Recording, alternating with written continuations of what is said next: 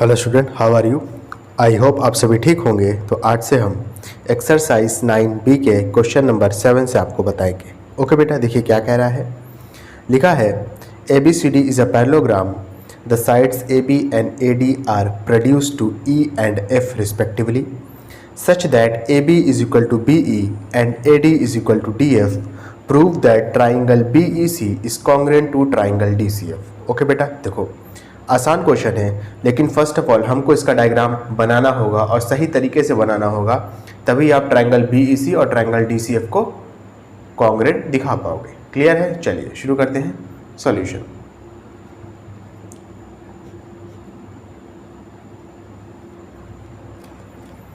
Okay, देखो first of all आप triangle बना लो ABCD, ठीक है। ABCD ये आपने ट्रायंगल बना लिया। ओके, अब देखो क्वेश्चन में क्या कह रहा है।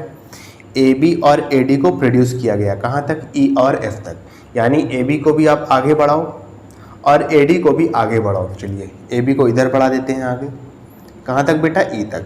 चलिए इस पॉइंट तक बढ़ाया, इसको E मान लेते हैं, और AD को भी आगे बढ़ा देते हैं, कहाँ तक बेटा? F तक। मान लीजिए ये पॉइंट F है। Okay, such that respectively such that AB is equal to BE, यानी AB और BE इक्वल है, यानी ये आपका इसके बराबर है, दिया हुआ है क्वेश्चन में, ठीक है।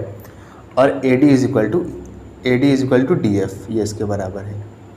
ओके, कह रहा है prove that triangle BEC is congruent to triangle DCF। अच्छा, BEC ट्राइंगल के लिए हमको BC को तो मिलाना ही पड़ेगा, EC को माफ़ करिएगा, आपने मिला दिया। और DCF ट्रायंगल के लिए हमको CF को मिलाना पड़ेगा, तो आपने इसको भी मिला दिया। ओके, चलिए हम पहले लिखेंगे गिवन। क्वेश्चन में हमको क्या क्या चीज़ें गिवन है, क्या क्या चीज़ें दी हुई हैं। पहला क्या है बेटा? पहला दिया हुआ है कि ABCD is a parallelogram. ABCD एक क्या है बेटा? पैरेललोग्राम है। सेकंड क्या दिया हुआ है कि AB is equal to BE है and AD is equal to क्या है बेटा? DF है। क्लियर है अच्छे से? ओके, अच्छा सेकेंड चीज़ देखेंगे, टू प्रूफ। हमको प्रूफ करने को क्या कह रहा है? प्रूफ करने को हमें एक ही चीज़ कहा है, क्या है? Triangle BEC is congruent to triangle DCF। Clear है अच्छे से? अब प्रूफ देखेंगे बेटा, देखो आसान है प्रूफ भी। अब देखो, in triangle BEC and triangle DCF, पहले हम दोनों ट्रायंगल ले लेंगे। कौन कौन सा? एक मिनट बेटा, कौन कौन सा ट्रायंगल लेंगे? ट्रायंगल BC और ट्रायंगल DCF। ओके, अब देखो AB आपका BE के बराबर है, ठीक है।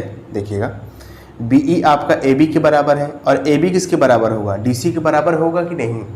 क्योंकि AB और DC पैरेललोग्राम की अपोजिट साइड है, और पैरेललोग्राम की अपोजिट साइड बराबर होती है। क्लियर है बेटा? समझ में आया? देखो एक बार फिर से, BE आपका AB के बराबर है, ये चीज़ क्वेश्चन में गिवन है, और AB आपका CD के बराबर है, ठीक है। By the property of parallelogram, parallelogram की प्रॉपर्टी होती है कि उसकी अपोजिट साइड बराबर है, तो हम इनडायरेक्टली कह सकते हैं कि BE और DC बराबर है, ठीक है। इसको थोड़ा और अच्छे से समझना है ना बेटा, तो इसका साइड में डायग्राम बना लो अलग से। BEC है ये, और इसका भी बना लो C, D and F। Clear है अच्छे से? ओके, चलिए इसके बाद समझेंगे।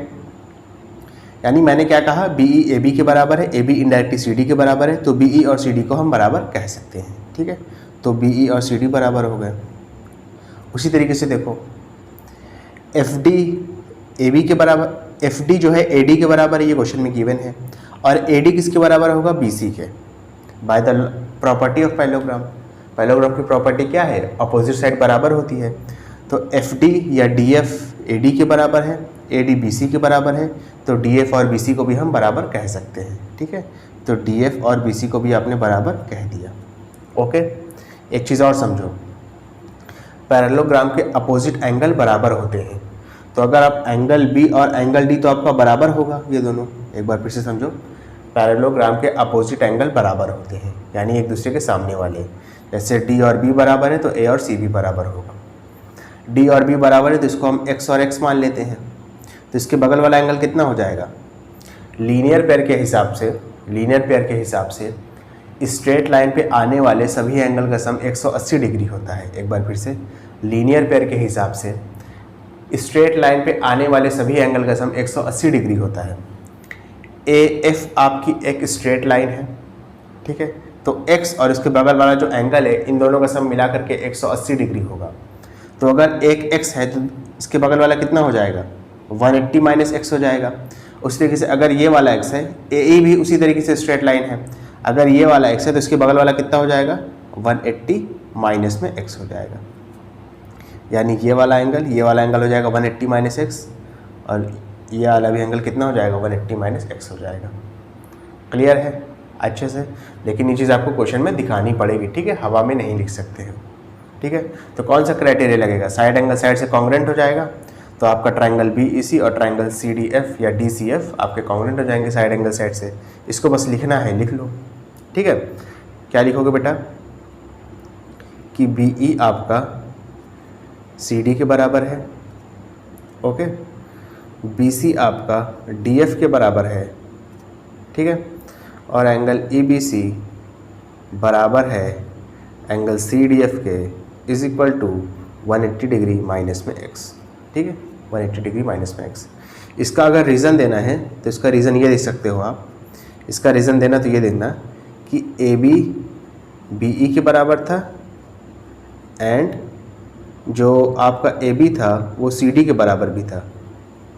AB BE के बराबर था और AB CD के बराबर भी था, तो यहाँ से BE और CD बराबर हो गए। और अगर जब इसका लिखना BC और DF का, तो आप लिखना कि AD जो है वो DF के बराबर था और आपका AD जो है वो BC के बराबर था। इस वजह से DF और BC भी बराबर हो गए। कौन सा क्राइटेरिया लगेगा? आप लिखोगे therefore triangle BEC is congruent to triangle DCF। कौन सा क्राइटेरिया लगा? Side angle side. क्लियर है बेटा अच्छे से? ओके, चलिए इसके बाद अपना नेक्स्ट क्वेश्चन करेंगे, समझेंगे थोड़ा सा। क्वेश्चन नंबर 8 देखो क्या कह रहा है। कह रहा है in the adjoining figure the sides AB and BC and the median AD of a triangle ABC are respectively equal to the sides PQ and QR and median PS of triangle PQR prove that triangle ABC and PQR are congruent।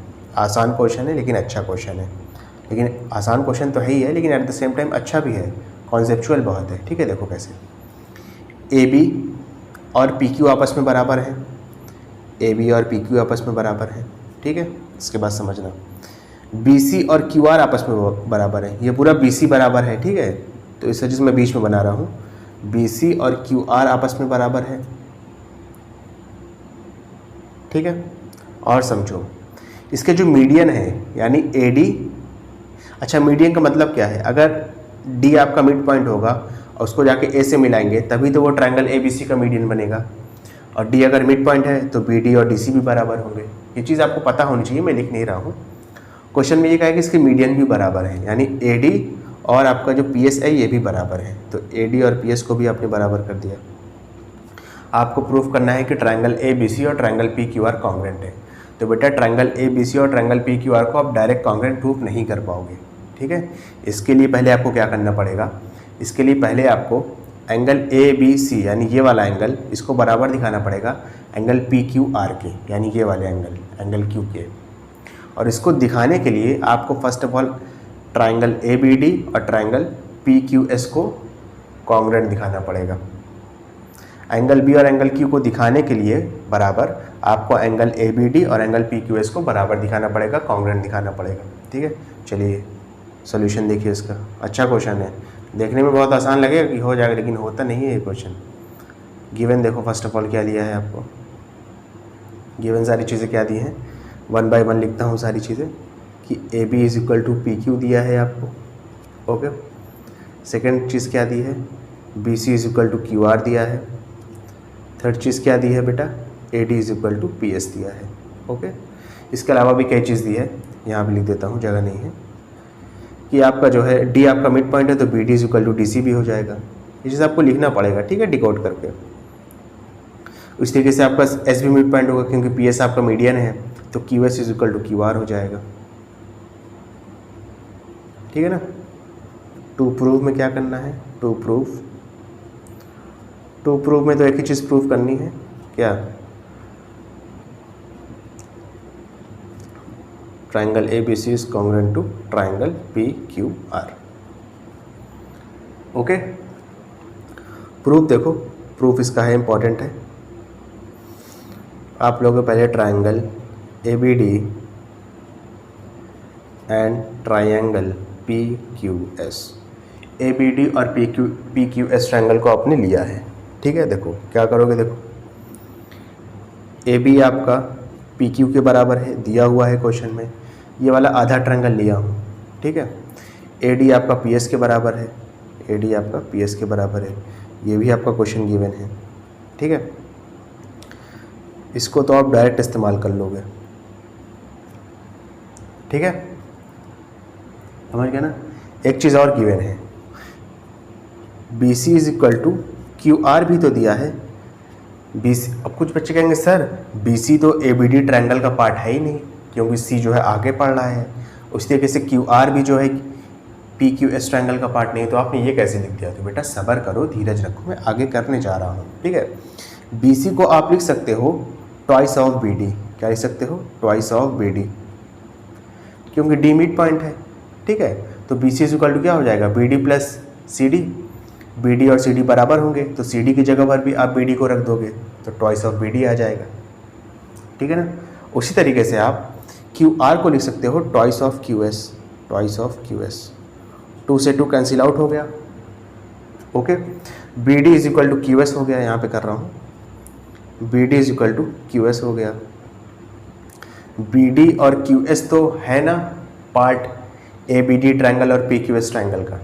ठीक है, A B P Q के बराबर हो गया, A D P S के बराबर हो गया, और बी डी जो है क्यू एस के बराबर हमने प्रूफ कर दिया। तो ये दोनों ट्रायंगल कॉन्ग्रुएंट हो जाएंगे साइड से। तो आप लिखोगे therefore triangle A B D is congruent to triangle P Q S. कौन सा क्राइटेरिया लगा, साइड। ओके, क्लियर है बेटा। अब जब एक बार बेटा ये दोनों ट्रायंगल कॉन्ग्रुएंट हो गए हैं, तो अब आपका पहला कर्तव्य क्या बनता है कि एंगल बी और एंगल क्यू को बराबर दिखा दिया जाए C P C T C के थ्रू। तो आप लिखोगे कि angle B is equal to angle Q, reason क्या रहेगा, C P C T C. ठीक है, अब आपका आसानी से हो जाएगा। अब आप अगर ए बी सी ट्रायंगल और पी क्यू आर ट्रायंगल लोगे ना, अब आसानी के साथ कॉन्ग्रुएंट हो जाएगा, क्योंकि ए बी पी क्यू के बराबर हो गया, एंगल बी एंगल क्यू के बराबर हो गया। अभी आप प्रूफ करके आ रहे हो यहाँ पे देखो, और बी सी क्यू आर के बराबर क्वेश्चन में डायरेक्ट दिया है, तो साइड एंगल साइड के थ्रू ए बी सी और P Q are triangle congruent हो जाएंगे। क्लियर अच्छे से। ओके, समझ में आ रहा है कि नहीं। चलिए यहाँ पे हो जाएगा in triangle A B C and triangle P Q R. Okay, A B is equal to P Q हो जाएगा। क्लियर है अच्छे से। B C is equal to Q R हो जाएगा, गिवन है ये दोनों, और एंगल बी और एंगल क्यू बराबर हो जाएंगे। ओके, तो यहाँ पे आप लिखोगे therefore triangle A B C is congruent to triangle P Q R. Criteria कौन सा लगा, साइड एंगल साइड। क्लियर है बेटा अच्छे से। ओके, चलिए इसके बाद अपना नेक्स्ट क्वेश्चन करेंगे। देखिए क्वेश्चन नंबर 9 क्या कह रहा है, लिखा है in the following diagram A B and P Q R equal and parallel to each other. A B और बी क्यू ये दोनों इक्वल हैं और at the same time parallel भी हैं।